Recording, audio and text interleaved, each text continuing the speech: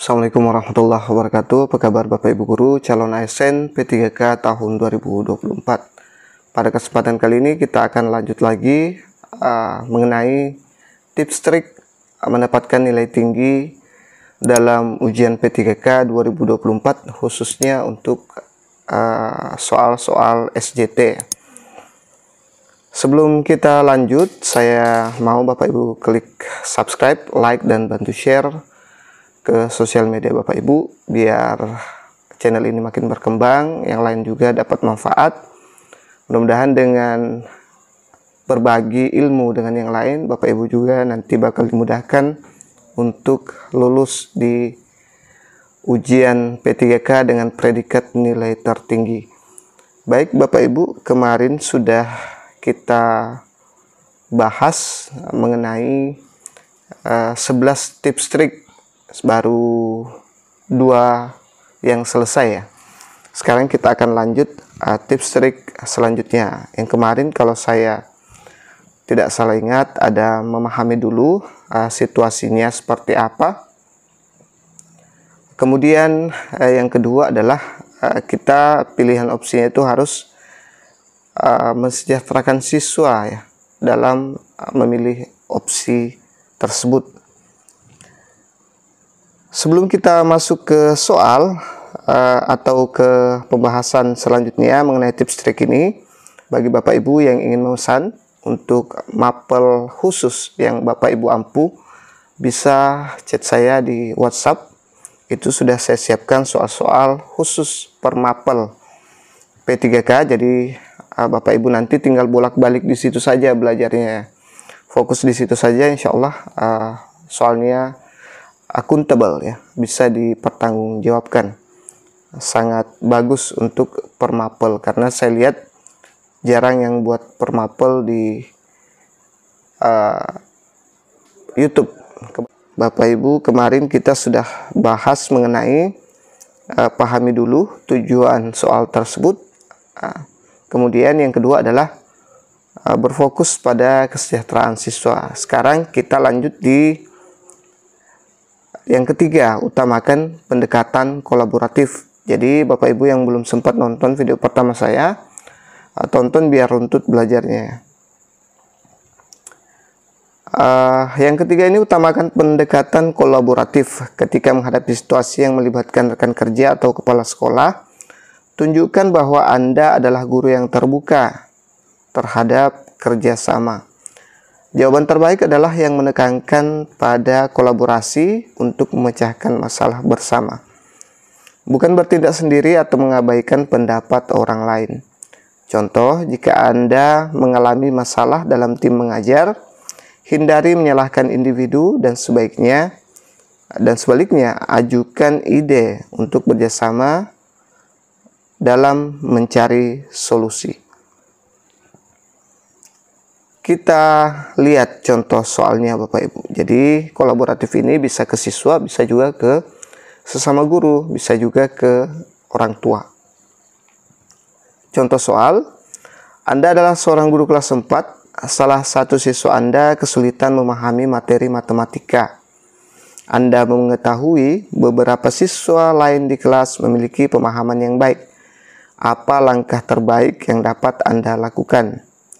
A. Memberikan perhatian khusus kepada siswa tersebut dengan mengajarkannya di luar jam pelajaran. B. Meminta siswa yang lebih memahami materi untuk membantu temannya di sela-sela waktu belajar. C. Membuat kelompok belajar dalam kelas dengan menggabungkan siswa yang memiliki tingkat pemahaman yang berbeda. D. Memberikan tambahan tugas kepada siswa yang kesulitan agar lebih sering berlatih. E. Menghubungi orang tua siswa dan menyarankan mereka memberikan les tambahan. Coba Bapak Ibu jawab dulu sekitar 5 detik atau 10 detik. Kalau setelah itu baru kita bahas bersama ya. Itu lebih efektif Bapak Ibu kalau kita nonton YouTube sambil kita latihan menjawab soal. Sangat efektif. Saya sering melakukan hal ini. Baik, kita lihat. Saya yakin Bapak Ibu sudah mengunci jawabannya. Jadi jawaban yang tepat adalah membentuk kelompok belajar adalah langkah kolaboratif yang memanfaatkan keberagaman pemahaman siswa. Siswa yang paham dapat memperkuat pengetahuannya dan mengajarkan teman, sementara siswa yang kesulitan dapat belajar dengan cara yang lebih santai. Pilihan lain seperti A dan E baik, tetapi tidak memberdayakan kolaborasi antara siswa. Jadi kalau ada di opsi yang seperti ini, itu ada kata kolaborasi atau kelompok belajar, silahkan dipilih opsi tersebut ya. Ini erat kaitannya dengan tutor sebaya, Bapak Ibu. Baik, kita lanjut ke soal berikutnya. Contoh soal mengenai kolaboratif ya.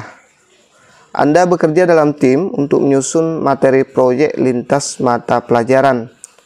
Salah satu anggota tim tampak pasif dan kurang memberikan kontribusi. Apa tindakan terbaik yang Anda ambil? A. Membicarakan langsung dengannya agar lebih aktif dalam pekerjaan tim. B. Membagi tugas secara spesifik agar tanggung jawab setiap orang lebih jelas. C. Mengerjakan sendiri bagian yang seharusnya menjadi tanggung jawab agar proyek selesai tepat waktu. D. Melaporkan sikapnya kepada kepala sekolah untuk mendapatkan arahan. Dan E. Mengabaikan sikapnya dan melanjutkan proyek dengan tim yang aktif saja. Silahkan dijawab, Bapak Ibu.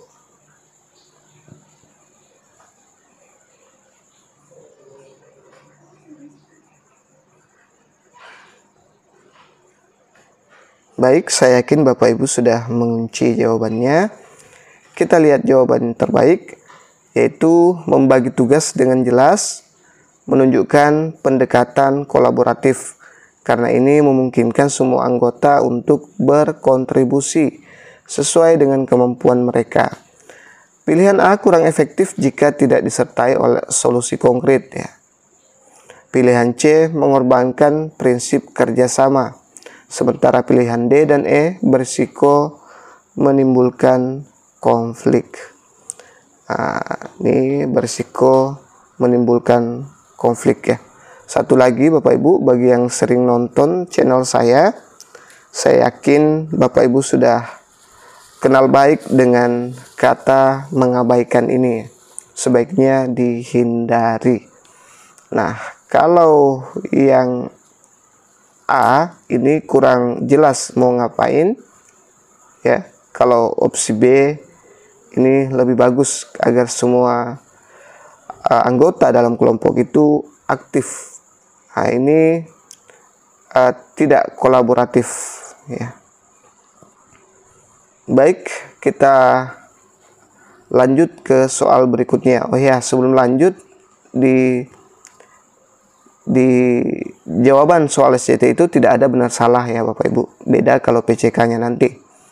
Yang ada nilai tertinggi dan terendah. Jadi kita tinggal berusaha di setiap soal mendapatkan poin 4 minimal 4 ya. Kalau bisa 5 terus ya, yang tertinggi terus. Kita lanjut contoh soal yang terkait dengan mengedepankan kolaboratif. Dalam rapat pengembangan kegiatan ekstrakurikuler, Anda menyampaikan ide baru. Namun beberapa guru senior menolak ide tersebut dengan alasan tidak sesuai dengan tradisi. Bagaimana Anda merespon? A. Tetap menyampaikan ide Anda dengan penjelasan yang logis sambil menghargai pendapat guru senior. B. Mengikuti pendapat guru senior untuk menjaga keharmonisan. C. Mengusulkan diskusi dalam kelompok kecil agar semua ide dapat dibahas lebih mendalam. D. Tidak berkomentar lebih lanjut untuk menghindari konflik. Dan E. Meminta kepala sekolah memutuskan ide terbaik untuk diterapkan. Silahkan dijawab dulu Bapak Ibu.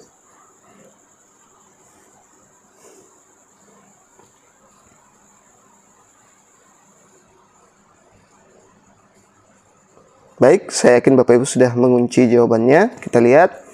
Jadi jawaban yang tepat adalah mengusulkan diskusi kelompok kecil ya. Menunjukkan sikap kolaboratif karena semua ide dapat diakomodasi tanpa memunculkan ketegangan langsung. Pilihan A cukup baik, tetapi risiko konflik tetap ada. Pilihan B dan D cenderung pasif, sedangkan E terlalu bergantung kepada keputusan otoritas tanpa membangun kesepahaman. Ya.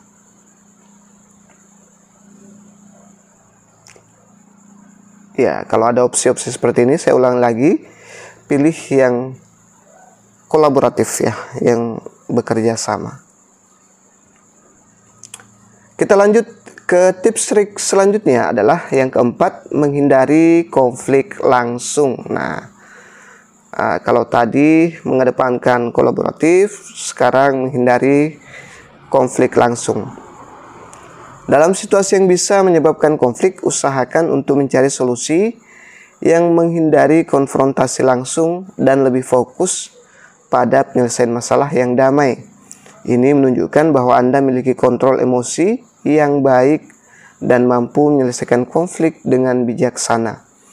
Contoh, jika ada orang tua yang marah dengan hasil belajar anaknya, pilih tindakan yang mendukung komunikasi terbuka dan mendengarkan keluhan mereka dengan tenang sebelum memberikan solusi. Karena sekarang itu orang tua siswa rada-rada barbar ya. Mungkin karena mereka berpikir mereka punya dasar Undang-Undang Perlindungan Anak. Baik, kita lihat contoh soal yang menghindari konflik langsung. Rekan sejawat Anda memberikan komentar negatif tentang metode mengajar Anda di depan guru lain, sehingga membuat Anda merasa tidak nyaman. A. Langsung menegur rekan tersebut di depan guru lain untuk membela diri. B. Mengabaikan komentar tersebut agar tidak memperpanjang masalah. C. Membicarakan hal ini secara pribadi dengan rekan Anda di waktu yang tepat. D. Melaporkan perilaku rekan Anda kepada kepala sekolah untuk mencari solusi. Dan E. Mengajak rekan Anda berdiskusi dalam forum resmi seperti rapat guru agar semua pihak dapat memberikan masukan. Silahkan dijawab dulu Bapak Ibu. Ini ada beberapa yang saya lihat jawaban yang bagus ya. Coba kita pilih, tentukan jawaban memiliki poin tertinggi.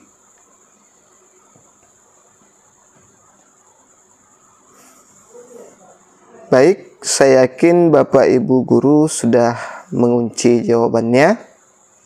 Kita lihat pembahasannya. Jadi pilihan yang tepat adalah opsi C.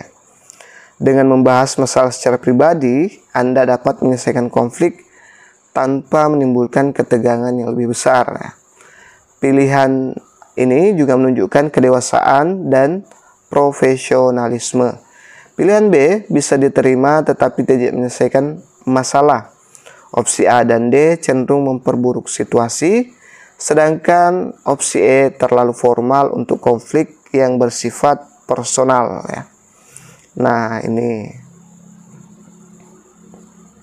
Jadi yang paling tepat adalah poin tertinggi ada di opsi C. Nah, kalau bisa, kalau tidak ada opsi C mungkin ini ya poin tertingginya yang setelah opsi C tersebut. Oke, semoga difaham Bapak Ibu. Kita lanjut ke soal berikutnya. Contoh soal menghindari konflik langsung ya.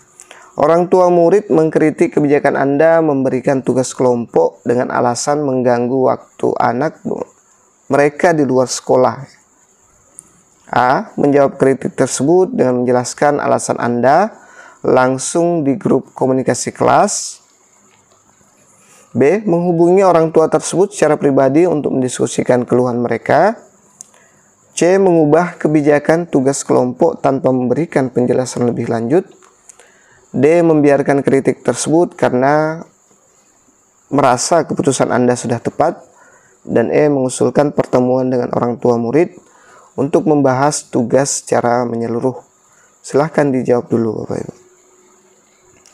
Sambil Bapak Ibu guru jawab, yang berminat untuk memesan soal P3K yang sudah disusun sesuai dengan jurusan Bapak Ibu, yang mata pelajaran yang Bapak Ibu ampuh, silahkan chat saya ya. Ada harga khusus untuk subscriber saya.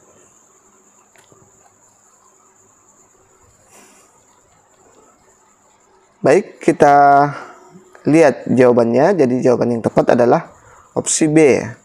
Menghubungi secara pribadi, kemungkinan Anda memahami perspektif mereka tanpa mempermalukan siapapun. A dan E dapat memicu konflik di depan orang lain, sementara C dan D tidak menyelesaikan masalah secara efektif. Kita lihat. Jadi yang terbaik adalah head to head ya, berbicara secara personal, berbicara secara pribadi. Kalau ini bisa jadi menimbulkan konflik ya. Ini kemudian opsi D dan C itu tidak menyelesaikan masalah secara efektif ya. Ini hanya membiarkan saja, jadi masalahnya akan berlanjut. Mengubah kebijakan tanpa memberi penjelasan juga akan berlanjut masalahnya. Kita lanjut ke soal berikutnya. Seorang siswa menunjukkan sikap kurang sopan di kelas dengan mengomentari metode pengajaran Anda secara tidak hormat.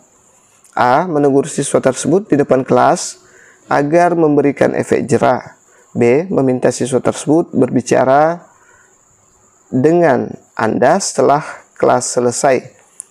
C. Membiarkan sikap siswa tersebut tanpa memberikan tanggapan. D. Melaporkan siswa tersebut kepada wali kelas atau kepala sekolah.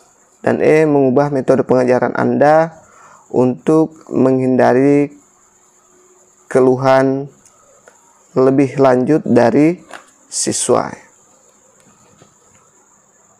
Silahkan dijawab dulu.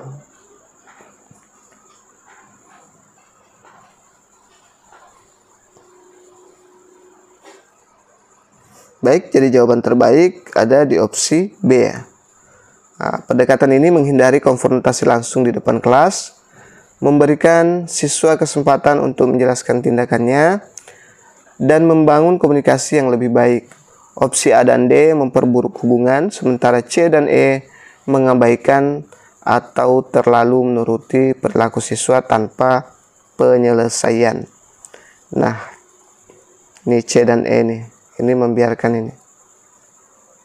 Terlalu menuruti perilaku siswa tersebut. Melaporkan kepada ini konflik ya, bisa jadi konflik. Nah, ini yang bagus di opsi B. Nah, sekarang kita berada di tips trik yang kelima. Yang kelima itu adalah terapkan prinsip profesionalisme dalam mengambil keputusan. Setiap situasi selalu pilih jawaban yang menunjukkan bahwa Anda memahami kode etik guru dan memprioritaskan tanggung jawab Anda sebagai pendidik. Hindari tindakan yang menunjukkan ketidakprofesionalan, seperti bersikap terlalu emosional, mengabaikan peraturan sekolah, atau bertindak egois ya. Contoh, jika kepala sekolah memberikan tugas tambahan di luar jam kerja, Anda sebaiknya berkomunikasi dengan sopan mengenai beban kerja Anda, tetapi tetap menunjukkan komitmen untuk mendukung sekolah. Kita ke contoh soalnya. Seorang siswa sering datang terlambat ke sekolah. Ketika Anda menanyakan alasannya, siswa tersebut terlihat malu dan menghindari kontak mata. Anda mendengar dari teman-temannya bahwa ia terlambat karena harus membantu keluarganya berjualan di pagi hari. Apa yang sebaiknya Anda lakukan? A. Menegur siswa tersebut di depan kelas agar menjadi contoh bagi siswa lain. B. Membiarkan masalah ini karena Anda tidak ingin mencampuri urusan pribadi siswa. C. Memanggil siswa tersebut secara pribadi dan mendiskusikan situasinya untuk mencari solusi bersama. D. Melaporkan siswa tersebut kepada kepala sekolah agar diberi sanksi sesuai aturan. Dan E. Mengusulkan kepada wali kelas agar masalah ini dibahas di rapat Dewan Guru. Silahkan dijawab dulu Bapak Ibu.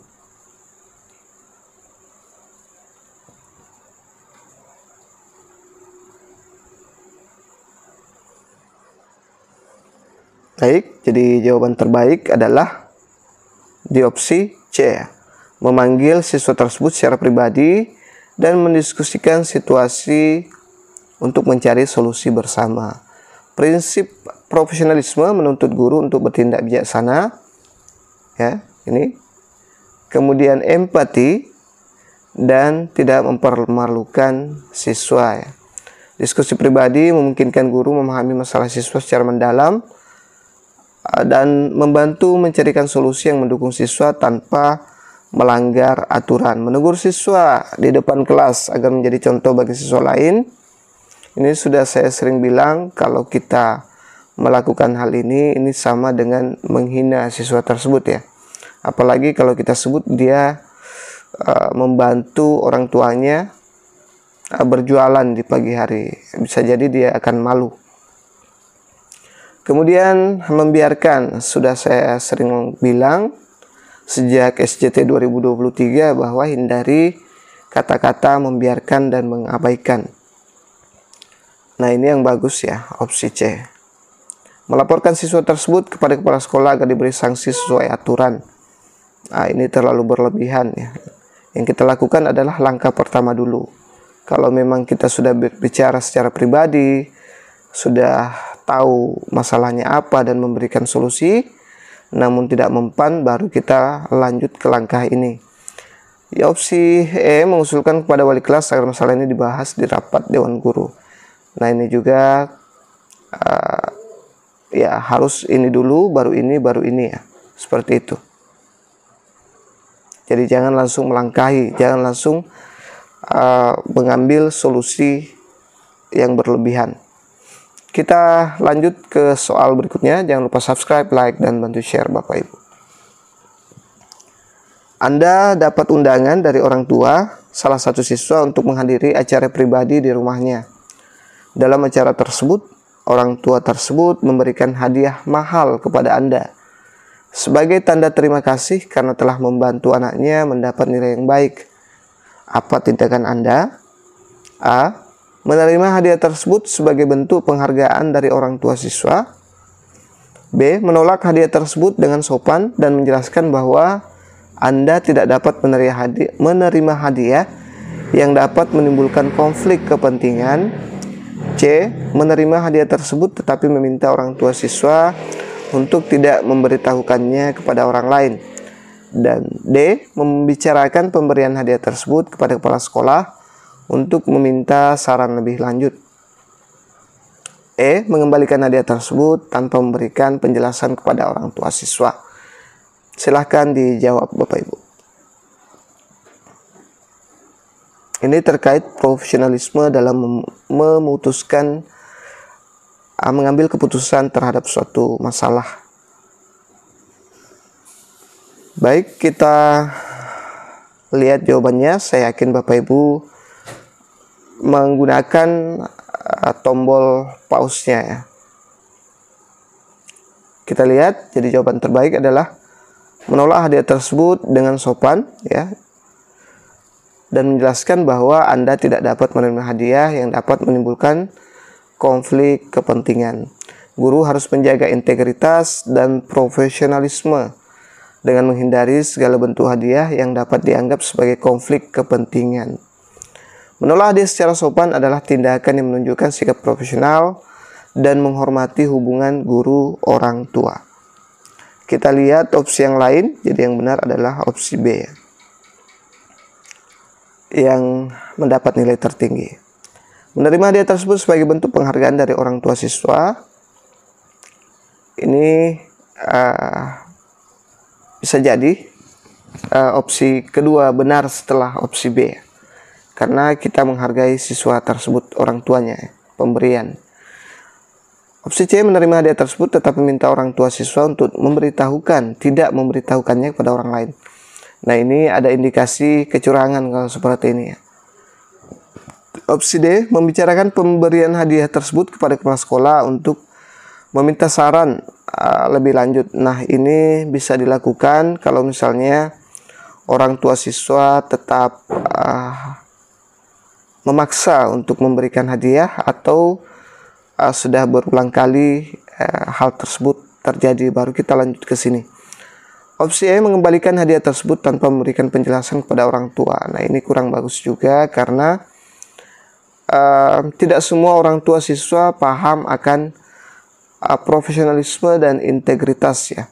Mereka kadang memang senang dengan guru tersebut sebagai ucapan terima kasih karena nilai anaknya tinggi. Ucapan terima kasihnya bukan karena nilai tingginya. Kadang mereka bangga anaknya bisa dapat nilai tinggi berkat cara kita mengajar seperti itu. Dan ini kurang bagus. Jangan sampai orang tua siswa itu merasa tidak dihargai seperti itu, Bapak Ibu. Kita lanjut ke soal berikutnya.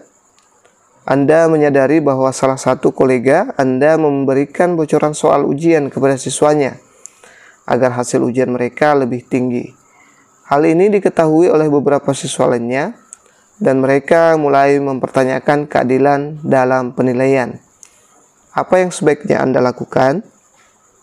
A. Membiarkan masalah ini karena Anda tidak ingin hubungan dengan kolega Anda terganggu. B. Mendiskusikan masalah ini secara langsung dengan kolega Anda dan menyarankan untuk segera menghentikan praktik tersebut. C. Melaporkan kolega Anda kepada kepala sekolah agar masalah ini dapat ditangani secara profesional. D. Mengingatkan siswa yang mengetahui masalah ini agar tetap fokus belajar dan tidak membicarakan hal tersebut. Dan E. Membicarakan masalah ini dalam rapat guru agar dapat ditemukan solusi bersama. Silahkan dijawab dulu Bapak Ibu.